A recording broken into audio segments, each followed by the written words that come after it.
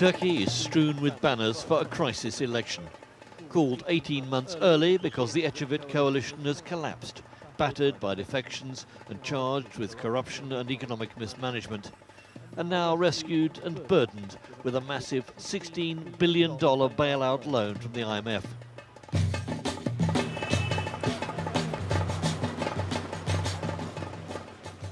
None of the current coalition parties is expected to win a seat in the next parliament. They need 10% of the vote to do that. And with the electorate angry and volatile, the country's future is in the balance. It's a race between those who sees Turkey's place in the world, in Europe. And then there are those who are afraid, who worry, who'd rather withdraw into the past, the glorious past. So it's a little bit a race between courage and fear, I would say. It's really crucial because Turkish people have been suffering a lot, particularly the last 4 years. Economically, they've been suffering, and also as far as some fundamental rights are concerned, they are suffering. For many, the only issue is survival. Unemployment rose by 2 million over the past 18 months, and the austerity package to tackle inflation and cut government spending has not made life immediately easier. On the outskirts of Istanbul, the municipality hand out free meals. 3 times more food than when the crisis began, and still not enough. İş yok. Kağıt topluyorum. There's no jobs. I collect paper from the street to sell. Zor geçiniyoruz. I can hardly make ends meet. Ama ne yapacağın dilencilikten iyidir. Kiradayız. Çatılar akıyor. Kiraları veremiyoruz. The roof leaks. I can't afford to pay my rent. At my age, I'm almost forced to go out begging. Kızgınlığımız başımızda ama başka bir şeyimiz yoktur. I'm only angry at the people in power, that's all. Against this bleak background, Turkey celebrated Republic Day. It's 79 years now since Kemal Atatürk founded a state that was to end Turkey's position as the sick man of Europe. But with the country ailing once again, there's no consensus as to what the remedy should be. The parade started with children waltzing, a reminder perhaps that for many, Turkey's future lies in Europe, as a secular state that's also part of the Muslim world, though there's been massive disappointment that the country has thus far been rejected by the EU. Republic Day is a reminder of Atatürk's ideal that this should be a strong secular state and of Turkey's passionate nationalism. Now, a country battered by economic problems and rebuffed by the EU faces a crucial choice between narrow nationalism and a new internationalism. And the front runners in a crucial and bizarre election, a party whose leader has been banned from entering parliament. And this is why. 5 years ago, the then mayor of Istanbul, Tayyip Erdoğan, read what was seen as a seditious Islamic religious poem of this rally. It includes the lines, "The mosques are our barracks, the minarets are bayonets."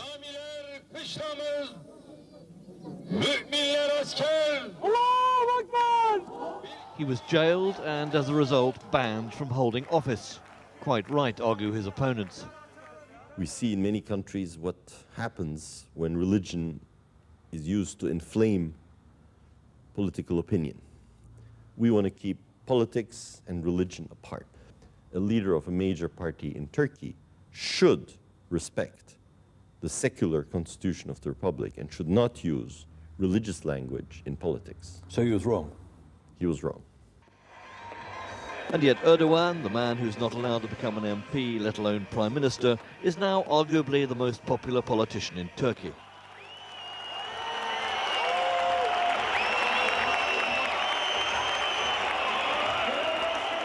On a bitterly cold night out in the central Anatolian city of Kayseri, there's a spectacular election rally for the new AK party, led by Erdoğan, unofficially if not officially. His exact status was being discussed in the court even today. AK are ahead in the polls, although the chief prosecutor has asked for the party to be closed down.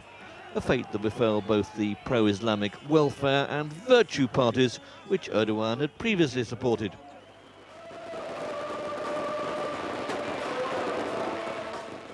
He came on stage in a blitz of fireworks and music, more like a pop star than a subversive fundamentalist. He told the crowd what they want to hear. His party will provide employment. But his critics are suspicious he's still an Islamist. And after the rally, I asked him about that poem that got him banned. Bu şiir benim şiirim değil. Bu şiir This is not my poem. It's by Ataturk's ideologist, and it's a poem which was suggested by the National Ministry of Education and has been printed in various publications. But for those in the West who don't know Turkish history, it makes you sound like a fundamentalist. bizim fundamentalizmle yakından We have nothing at all to do with fundamentalism. We are against all forms of radicalism. aşırılığına karşıyız. So if Erdogan can't be Prime Minister if his party win, who will be?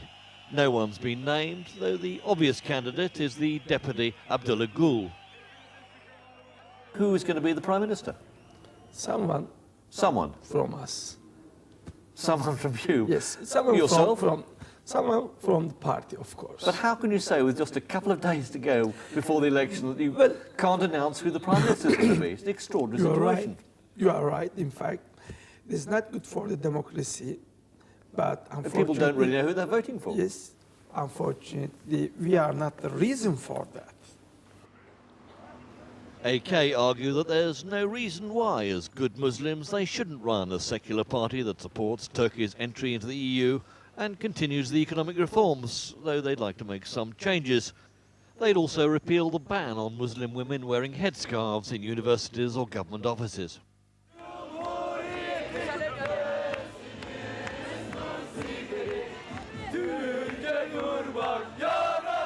If the West have any worries about AK, there are no such concerns about Kemal Dervish. He spent Republic Day at a parade, acting like any good politician, though until last year he was a senior official at the World Bank. He returned to secure the IMF loan and oversee the economic reforms, but resigned from the government in July.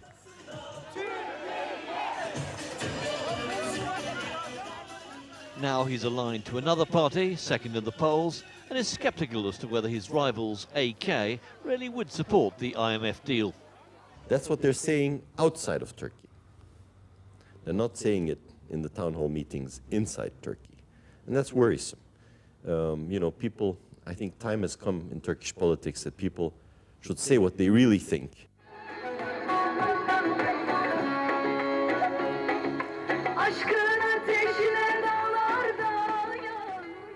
But there's one party that worries the West and the IMF more than any other. Ultra-nationalist with big money to spend on a pop campaign. Cem Uzan may face racketeering charges in the US, but with a volatile electorate, the time seems right for a wild card candidate. Cem Uzan geliyor! And they don't come much more wild than Cem Uzan. He's a very rich businessman who's embroiled in a whole variety of court cases and promises the world, sending his messages to the electorate through his own mobile system. The network today promises he'll work for the good of the country, and through his own newspaper. Today he promises that the IMF will be finished in Turkey in 48 hours. What Turkey needs is a leader offering stability and honesty. But with the most popular politician in the country barred, and a whole variety of different new coalitions quite possible, there's no clear indication of who will take over after Sunday's vote.